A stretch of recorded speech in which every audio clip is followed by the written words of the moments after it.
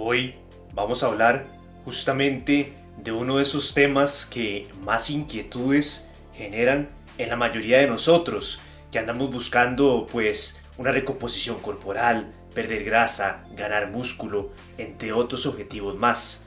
Y eso es el por qué hay personas que, a pesar de entrenar poco, de ejercitarse menos que nosotros, de cuidar menos la alimentación que nosotros, entre otros factores, que pareciera, y de hecho así es, ganan mucho más músculo, progresan más, tienen una mejor definición.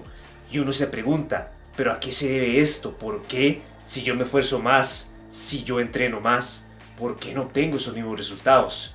Eso se debe a un factor que se conoce como genética. Es justamente lo que vamos a desarrollar en este video. Así que empecemos.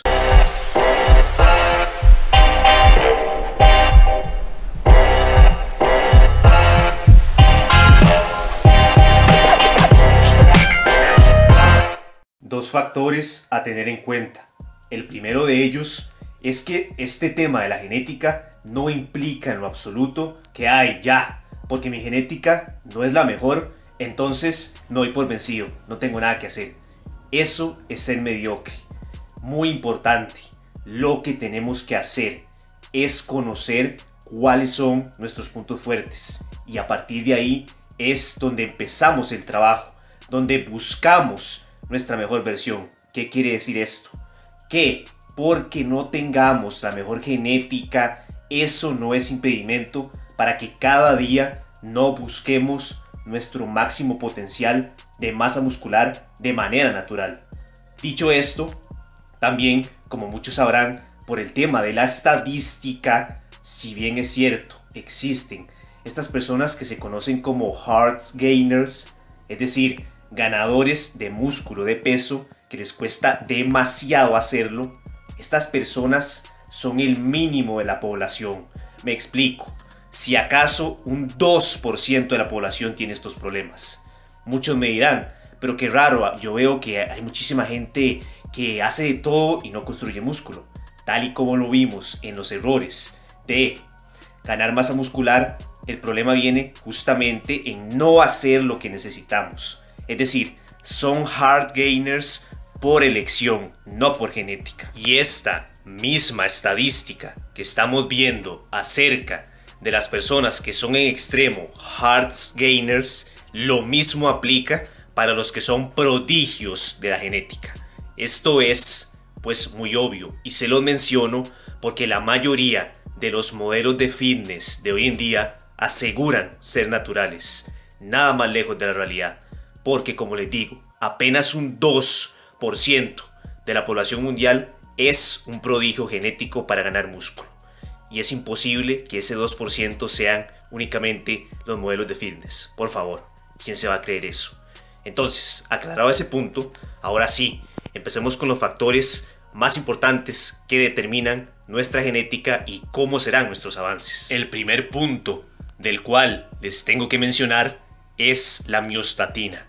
La miostatina es una proteína producida naturalmente por nuestro cuerpo que regula la cantidad de masa muscular, de volumen, el tamaño en general que puede llegar a tener muscularmente hablando una persona.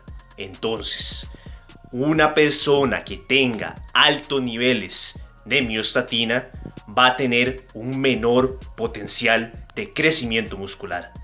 Otra vez, hablando de genética.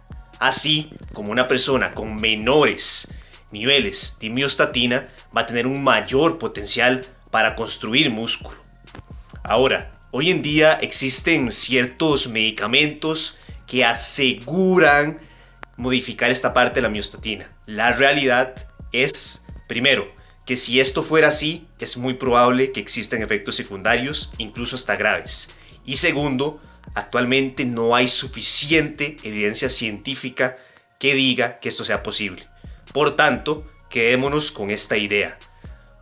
La miostatina es esa proteína que va a regular cuánta masa muscular podemos ganar. El siguiente punto. Lo que viene siendo, esto se conoce con distintos nombres. Partición de nutrientes, distribución de nutrientes, aprovechamiento de nutrientes. ¿Qué quiere decir esto? Muy sencillo. Cuando estamos haciendo volumen, buscando masa muscular, obviamente lo ideal es que cada caloría, cada alimento que nosotros ingiramos, el cuerpo lo utilice únicamente para construir músculo. ¿Qué sucede? La realidad es que la mayoría de las ocasiones cierto porcentaje sí será de músculo, pero cierto porcentaje también de grasa. Por tanto, eso es lo que se conoce como la distribución de los nutrientes. Esto es distinto en cada persona y es por eso que hay que tener tanto cuidado a la hora de no estar jugando uno con que cambio esto, hago aquí, hago allá. Lo que les hablo tanto, les recalco, del tema del seguimiento personalizado, del estudio de caso, de nuestro caso propio.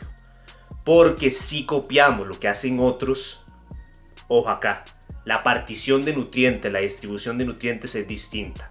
Esa persona puede ser que consumiendo los mismos alimentos que nosotros construya más músculo y nosotros ganemos más grasa. Esto es algo que se tiene que ir calibrando, se tiene que ir midiendo. Lo mismo ocurre con la parte del déficit calórico, de la pérdida de grasa. Lo ideal sería la situación que todo mundo quiere. Cuando estamos en ese proceso de pérdida de grasa, que el cuerpo utilice las reservas de energía, es decir, la grasa, la elimine para suplir esa falta de energía. Pero ¿qué ocurre? Muchas veces, en efecto, sí, bajamos grasa, pero también sacrificando un poco de la masa muscular.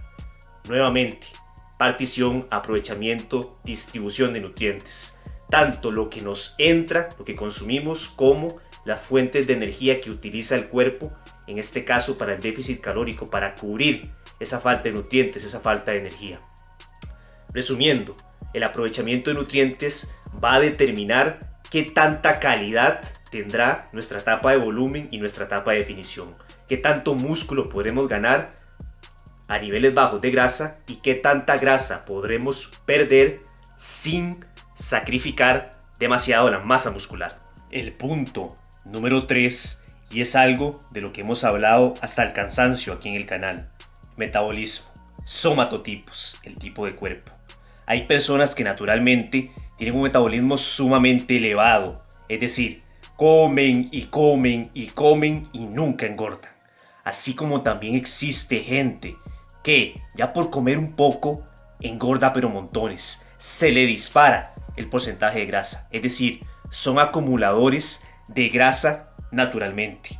Ahora, aquí hay un matiz. Respecto a la velocidad del metabolismo, hay cosas que nosotros podemos hacer para acelerarlo. Por ejemplo, ciertas bebidas, ganar más masa muscular, reducir el porcentaje de grasa. Lo que viene siendo el efecto térmico de los alimentos, empezar a incluir más proteínas, aumentar el NEAT. Para los que no sepan, el NEAT es el gasto calórico total proveniente de nuestras actividades diarias. Cosas tan simples como, en lugar de conducir al trabajo, ir en bici, bajarse una parada antes del autobús. Son consejos que también ya hemos ido viendo en otros videos respecto al aumento del metabolismo. Entonces, si bien es cierto, el metabolismo hasta cierto punto está determinado por genética, esto no quiere decir que no podamos trabajarlo, que no podamos acelerarlo, ni mucho menos mejorarlo. El punto número 4, ese es las inserciones musculares. Vamos a ver, un caso sumamente típico. Hay personas que, por ejemplo, ven a alguien con un pecho enorme, con unos hombros enormes, con una parte del cuerpo sumamente pronunciada. Y lo primero que dicen: páseme su rutina. Yo quiero tener esos mismos brazos, esos mismos hombros, esas mismas piernas. ¿Cuál es el problema? La forma del músculo. No solo el volumen, sino también la forma. Qué tan hipertrofiado se ve, si hay agujetas, si no las hay.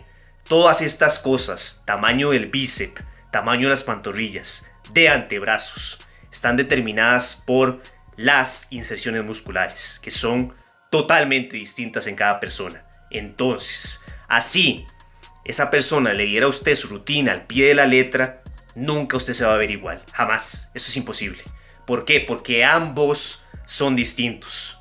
Nuevamente, por eso recalco tanto la importancia de no copiar los planes de entrenamiento al pie de la letra, sino de enfocarse en las cosas que personalmente nos funcionan más, nos sirven más. Igual con la alimentación.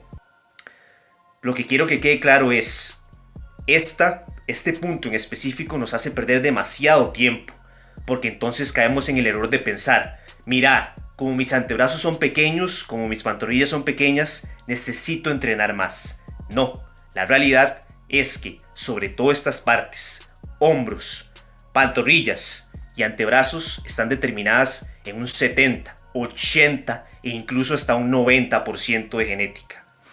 Esto no quiere decir que no podamos entrenarlas o que entrenarlos sea inútil, no.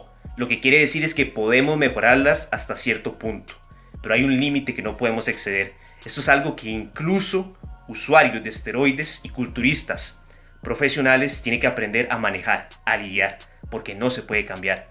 Muy importante tener claro esta parte. Y el punto número 5 y final son los tipos de fibras musculares. Rápidamente, existen dos tipos principales. Fibras del tipo 1, rojas o de contracción lenta. Fibras tipo 2, blancas o de contracción rápida. El primer tipo de fibras, las rojas o de contracción lenta, las podemos ver en esas personas que tienen un tremendo talento para el ciclismo, para triatlones, para la natación, porque este tipo de fibras están diseñadas para ejercicios, para rutinas, para entrenamientos de larga duración, pero de intensidad baja o media. Por tanto, las personas con mayores cantidades de fibras tipo 1 tienen un menor potencial para la hipertrofia, para la construcción muscular. Nuevamente, esto ya viene determinado por genética. Las fibras del tipo 2, blancas o de contracción rápida, son las que tienen mayor capacidad de adaptación, de construcción muscular, de adaptación al estímulo producido por entrenamientos explosivos, por entrenamientos de fuerza. Es decir, están diseñadas para trabajos más intensos, más pesados, pero más cortos. Por tanto, las personas que tienen mayores cantidades de fibras tipo 2 van a tener un mayor potencial de crecimiento muscular. Nuevamente, estas dos partes sí que están totalmente determinadas, no se pueden cambiar. Ahora, para ir cerrando el video y sintetizar lo que hemos visto en general, todo esto, aún así, no quiere decir que entonces, como les digo, ya no tengo las fibras musculares, es que no tengo esto, es que no tengo lo otro. Para empezar, que para tener el conocimiento de todo esto que les acabo de mencionar, a simple vista no es tan sencillo.